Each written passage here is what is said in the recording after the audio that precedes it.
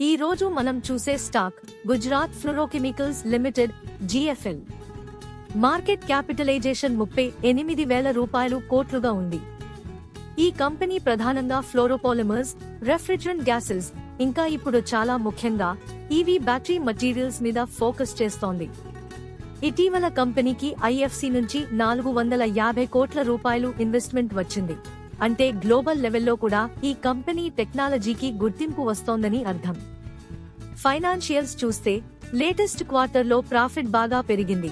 EBITDA margins కూడా మెరుగయ్యాయి. అంటే ఆపరేషనల్ గా కంపెనీ స్ట్రాంగ్ గా ఉంది.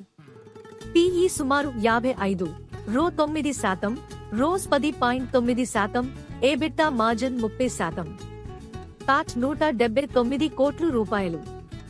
రెవెన్యూ 1,210 కోట్ల రూపాయలు. డెట్ టు ఈక్విటీ తక్కువగా ఉంది. కానీ ఒక ఇంపార్టెంట్ పాయింట్, స్టాక్ వాల్యుయేషన్ చాలా హైగా ఉంది.